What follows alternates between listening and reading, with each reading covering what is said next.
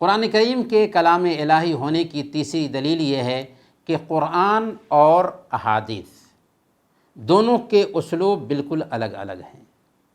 اگر کوئی کہتا ہے کہ قرآن کو محمد صلی اللہ علیہ وسلم نے بنایا ہے تو ہم کہیں گے کہ قرآن کا اسلوب بالکل الگ ہے، پیارے نبی صلی اللہ علیہ وسلم کی زبان جو احادیث میں پائی جاتی ہے اس کا اسلوب بالکل الگ ہے۔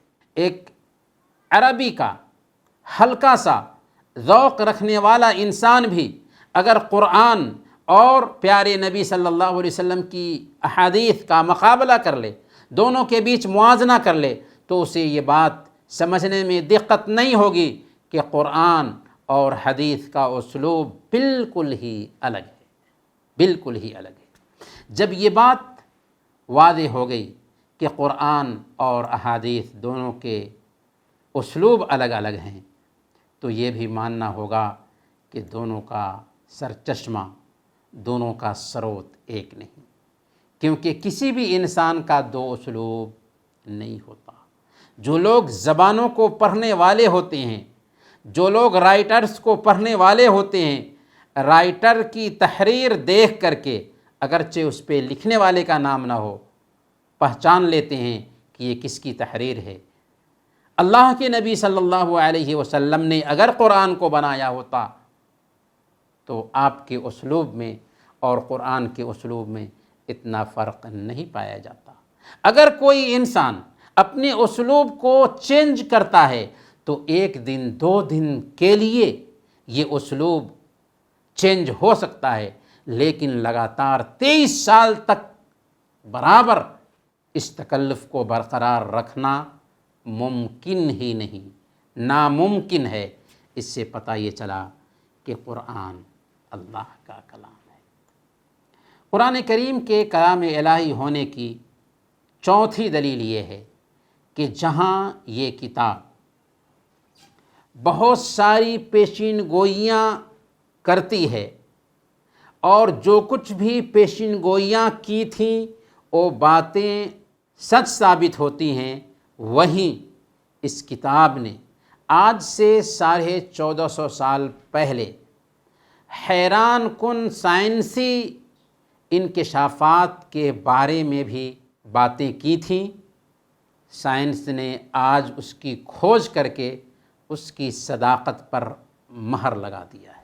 ہم اس حوالے سے 3 پیشین گوئیوں کو بطور مثال آپ کے سامنے رکھیں گے۔ سب سے پہلی پیشین گوئی، قرآن نے جنگ بدر کے متعلق کہا تھا سَيُهْزَمُ الْجَمْعُ وَيُوَلُّونَ الدُّبُرَ، کہ عنقریب یہ جماعت ہار جائے گی اور پیٹ پھیر کر بھاگے گی۔ قرآن کریم نے پیشین گوئی کی تھی جنگ بدر کے حوالے سے، جنگ ہوئی اور واقعی مشرکین کو ہار کا منہ دیکھنا پڑا اور مارکا سے وہ پیٹ پھیر کر بھاگ گئے۔ تو قرآن کریم نے جنگ بدر کے حوالے سے پہلے پیشین گوئی کی تھی اور وہی ہوا جیسے قرآن نے کہا تھا۔ اسی طریقے سے سورہ روم کی پہلی آیت آپ پڑھیں گے تو اس میں اللہ فرماتا ہے الف لام میم غلبت الروم فی ادنی الارض وهم من بعد غلبهم سیغلبون فی بضع سنین، کہ رومی قریب کی سرزمین میں مغلوب ہو گئے ہیں اور اپنی اس مغلوبیت کے بعد کچھ ہی سالوں میں غالب ہو جائیں گے۔ قرآن نے کہا تھا کہ رومی ابھی مغلوب ہو گئے ہیں لیکن چند ہی سالوں میں رومی غالب آ جائیں گے۔ ہوا کیا تھا؟ ایران کا بادشاہ خسرو پرویز تھا۔ 615 میں رومی سرزمین پر اس نے پورے طور پر غلبہ پا لیا تھا۔ مورخین نے لکھا ہے کہ اس وقت سوچا بھی نہیں جا سکتا تھا کہ رومی سر اٹھائیں گے اور پھر ایرانیوں کو مات دیں گے، یہ سوچا بھی نہیں جا سکتا تھا۔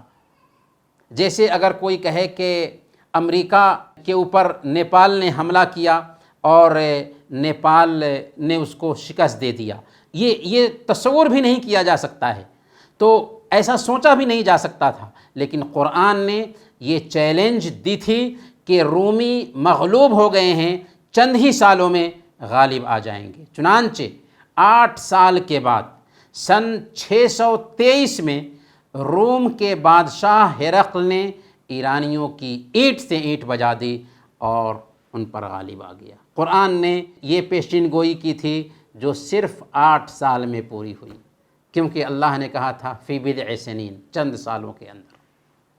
سورہ یونس میں آیت نمبر 98 میں اللہ تعالیٰ نے موسیٰ علیہ السلام کے زمانے کے فرعون کی لاش کے بارے میں فرمایا فَالْيَوْمَ نُنَجِّيكَ بِبَدَنِكَ لِتَكُونَ لِمَنْ خَلْفَكَ آیَةً، آج ہم تیری لاش کو بچائیں گے تاکہ تو بعد کی نسلوں کے لیے عبرت کا سامان بنے۔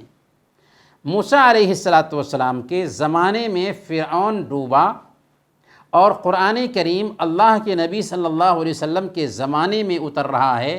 اس میں اللہ تعالیٰ نے اس واقعے کا ذکر کرتے ہوئے کہا کہ آج ہم تیری جان کو بچائیں گے، تیری لاش کو بچائیں گے تاکہ بعد کی نسلوں کے لیے عبرت کا سامان بن جائے۔ فرعون کے سارے لاؤ لشکر ختم ہو گئے، ڈوب گئے سمندر میں، لیکن اللہ نے فرعون کی لاش کے بارے میں کہا کہ تجھے بچا کر کے رکھیں گے۔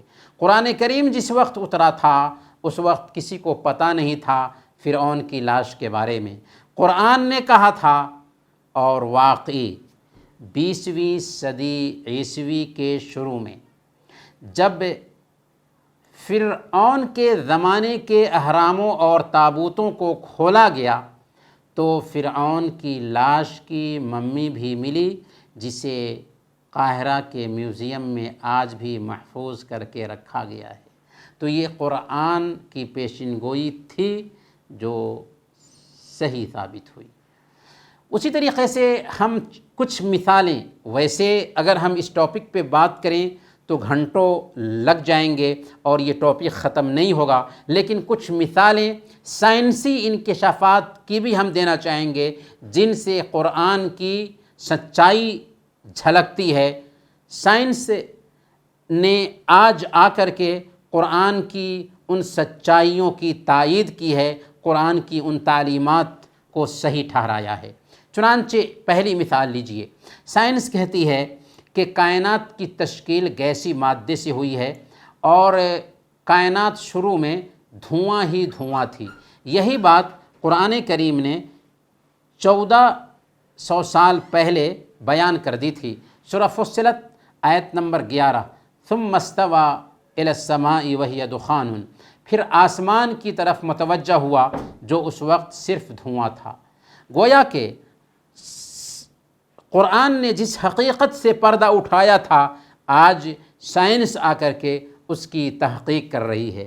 دوسری مثال ہم لیتے ہیں، سائنسداں اس بات پر متفق ہیں کہ زندگی کی شروعات پانی سے ہوئی ہے۔ ہر انسان کی زندگی، ہر جاندار کی زندگی پانی سے شروع ہوتی ہے۔ یہ بات آج سے 1450 سال پہلے قرآن نے بتا دی تھی۔ سورہ الانبیاء آیت نمبر 30، وَجَعَلْنَا مِنَ الْمَاءِ كُلَّ شَيْءٍ حَيٍّ أَفَلَا يُؤْمِنُونَ، کہ ہم نے پانی سے ہر زندہ چیز کو بنایا، کیا وہ اللہ رب العالمین کی بناوٹ پر ایمان نہیں رکھتے؟ اسی طرح سائنس نے کھوج کی ہے کہ پہاڑوں کی جڑیں زمین کے نیچے ہیں اور اس کا ہلکا سا سیاہ اوپر ہے، اور پہاڑ زمین میں اس لیے بنائے گئے ہیں کہ زمین کو ہلنے اور کھسکنے سے بچائیں۔ سائنس نے آج اس کی تحقیق کی ہے، جبکہ آج سے 1450 سال پہلے قرآن کریم نے اس سے حقیقت سے پردہ اٹھایا تھا۔ سورہ الانبیاء آیت نمبر 31، وَجَعَلْنَا فِي الْأَرْضِ رَوَاسِيَ أَن تَمِيدَ بِهِمْ، ہم نے زمین پر پہاڑ بنا دیے ہیں کہ تاکہ انہیں لے کر کے ڈھلک نہ جائے۔ ایسی بہت ساری مثالیں پیش کی جا سکتی ہیں، لیکن جیسا کہ ہم نے کہا کہ ہمارا یہ ٹاپک نہیں ہے اور تفصیل کا موقع بھی نہیں ہے۔ سوال یہ پیدا ہوتا ہے کہ یہ اسرار جو سائنس نے بیان کیے آج سے 1450 سال پہلے قرآن میں کہاں سے آ گئے؟ 1400 سال پہلے نبی امی کو کہاں سے پتہ چل گئے؟ ہر سمجھدار انسان جب ان حقائق پر غور کرے گا تو اس نتیجے پر پہنچے گا کہ قرآن انسان کا بنایا ہوا نہیں بلکہ کائنات کے پیدا کرنے والے کا کلام ہے۔